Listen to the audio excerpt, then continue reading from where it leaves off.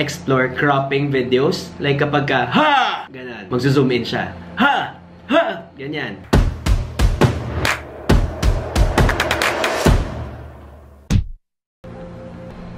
Aray!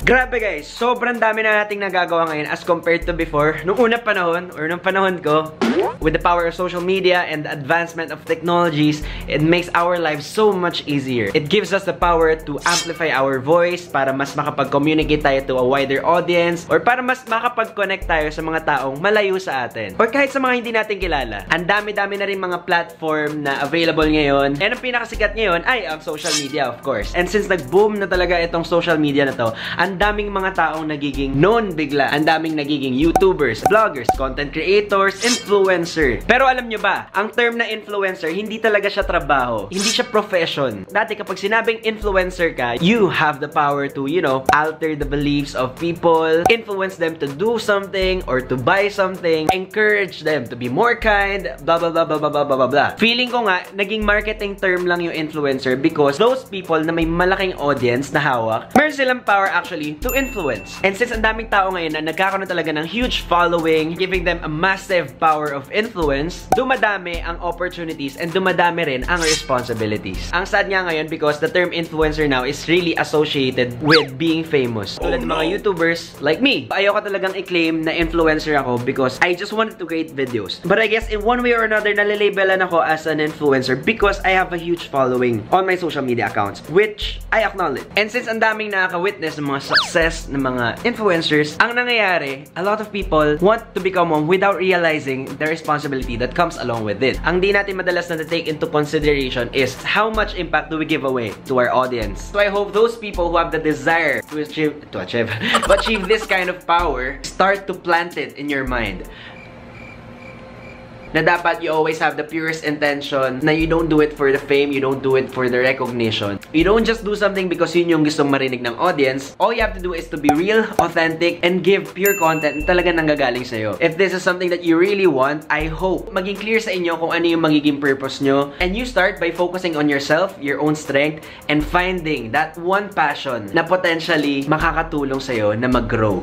Like Tatiana. Ay, sana pala nagustuhan niyo yung bago kong haircut. Anyway, let's proceed to the topic of this video. Kunin ko muna yung aking handy-dandy YouTube notebook.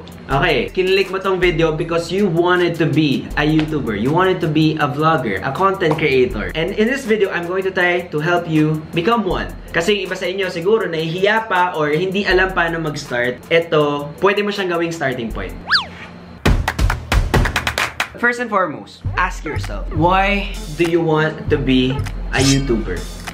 Is it because gusto mo lang magkaroon ng maraming followers? Is it because you have the desire to earn a lot of money? Or is it because you want to make a career out of doing something that you really I hope yung latter part yung pinili nyo because that's the most important. Para sa akin, if this is something that you wanna explore para makatulong ito to find your passion, go. But if all you think is just wealth and fame, stop. You can't touch this. You can't touch this. Sure ka na ba talaga? Final answer? Okay. If you really wanna do it, wala nang patumpik-tumpik pa, do it now. Now. Like, ano pa bang hinihintay natin? Hinihintay ba natin na may mag-push sa atin para mag-vlog? Or hinihintay ba natin na bigla na lang may mag-shoot sa atin? Tapos tsaka tayo mag-upload ng videos? Of course not. The only way that you can start is actually by starting right away. So how do we start right away? Create a Google account. And then using your Google account, create a YouTube account. Taran! Meron ka ng YouTube account. Good job! At ngayon na may Google account ka na, ang iisipin mo na lang, how do I shoot my video? Of course, you shoot a video using a camera. Kailangan ba may maganda akong camera? Of course not. Ako, when I started vlogging, I just used my phone camera. Actually, hindi naman kailangan na sobrang ganda ng quality ng camera mo. As long as you can just record yourself or document your life in a form of video, kahit ano pa man yan, you're good. Kasi for some people, they're really scared because they don't have a camera. But guess what? You can just use your phone. Just start shooting whatever you wanna shoot. Kunyari, gamit ko yung cellphone ko. Pa-plug na din, I am using this Huawei Nova 5T. Meron siyang 5 AI cameras. 1, 2, 3, 4. Tapos may camera siya dito sa harap. Actually, pwede mo naman gamitin kahit anong phone yan. But for the sake of demonstration, papakita ko sa inyo. Ganito lang.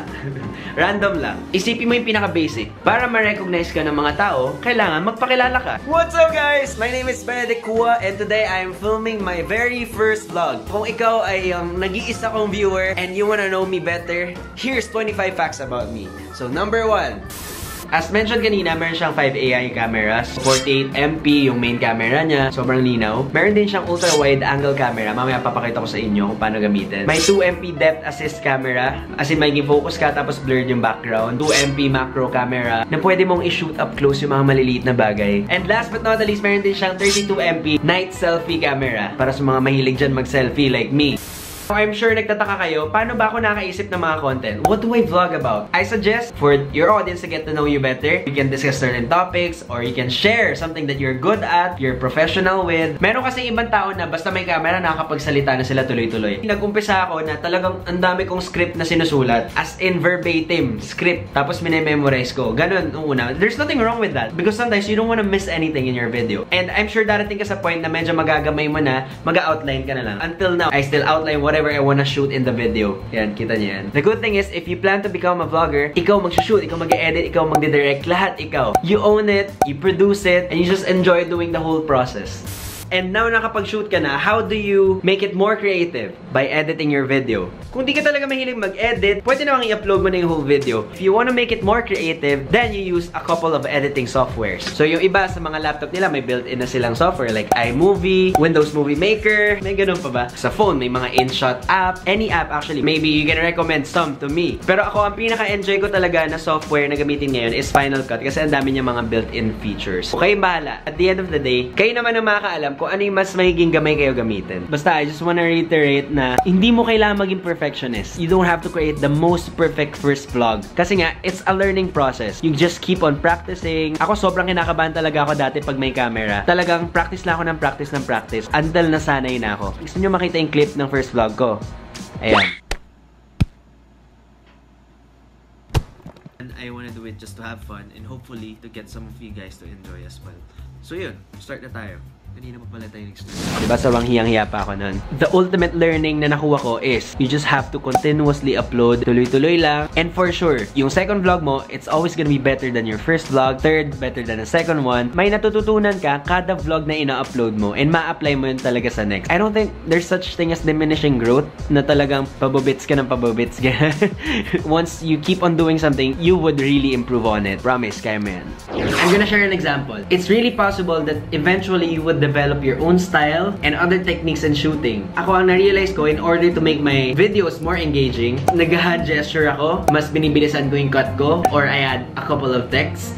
Yung attention span ng tao, sobrang ikli. Kapag minsan, sobrang bagal mo magsalita, ang dami mong ganon. May mga tao talagang hindi pasok sa taste nila yun. So, mag-exit agad sila sa video mo, tapos lilipat na sila sa ibang video. And that's what you wanna avoid. I think it will also help for you to explore cropping videos. Like kapag ka, ha! Ganon. Magzo-zoom in siya. Ha! Ha! Ganyan. Or palipat-lipat ka ng mga location. Like ako kanina, nasa buong room na ako nagva-vlog. But of course, to make it more interesting talaga, you have to let people know your journey. Vlogging literally is like a diary. It's documenting your daily life. So, hindi mo kailangang mag-pretend to be someone else. Hindi mo kailangang impress ng tao. Because they like you for who you are. Mawawitness nila na, ay, dati mahihain siya. Ay, ngayon, confident na siya. And kapag nakita nila na mas naging confident ka or nag-improve ka, may inspire yung mga tao to do the same. I witnessed a lot of YouTubers grow. May mga YouTubers na dati talagang mahihain, tapos nagiging mas confident, and then mas nagkakaroon ng maraming creative juice. Yun lang talaga yung technique. Keep on creating!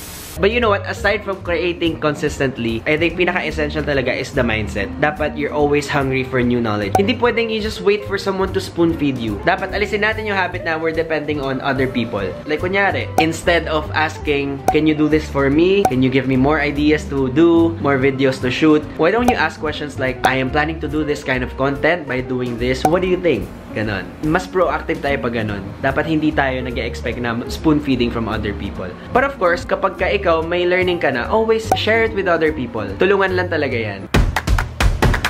Now that you've learned how to produce videos, how to edit, how to upload, eventually madidiscover natin na on YouTube actually, you can also earn. So how do we monetize our videos? Para maging eligible ka to monetize your videos, kailangan maka-achieve ka ng 4,000 watch hours. Kahit ilang videos yung i-upload mo, that's 4,000 times 60 minutes because 60 minutes per hour. That's equal to 240,000 minutes. Depende pa yan kung yung video mo in-skip nila kalahati lang. Yung kalahati lang yung makakount. You have to have at least 1,000 subscribers. And that's very feasible in a span of 1 year. Kapag tuloy-tuloy kang nag-upload ng videos, talagang ma-achieve mo yan. Now, I'm not gonna discuss in this video kung ano yung mga exact rates or earnings here on YouTube, but it's possible. Basta dedicated ka, anything is possible.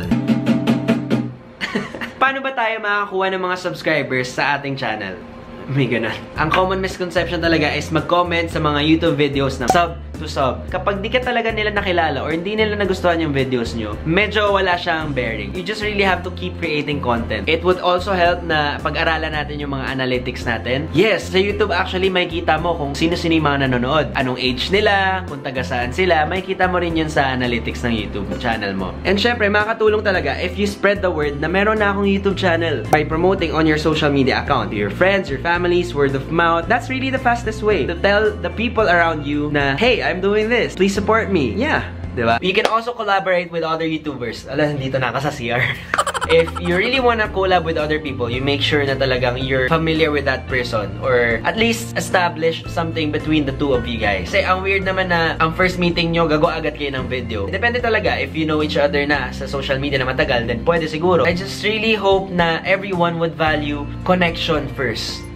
There you go guys! Sobrang napagod ako kakaikot dito sa kwarto ko. Yung mga shinare ko sa inyo, these are really just the basics. Ang dami-dami talagang paraan para mag-grow ka. Hindi lang sa social media, kahit anong career. As long as you're really driven, as long as you wanna learn, as long as you have the purest intention. So if may mga iba pa kayong question, let me know on the comment section. I'll try to answer them. And since kanina ko pa napapakita sa inyo yung Huawei Nova 5T phone ko, I'm gonna do a giveaway. Comment watermelons on this video and on my Instagram account and let me know, why do you want to be a vlogger? Meron kayong 3 days to submit your entries. Wow, entries. And announcement of winners will be 2 weeks after today. This would actually help a lot. And kung sino man yung magiging winner, I really wanna witness you start vlogging using this phone. Whatever you wanna do, always prioritize your health, your physical health, your mental health, your spiritual health. Take care of yourself. At least establish something between At least your physical health, your mental health, your spiritual, your physical health, your mental.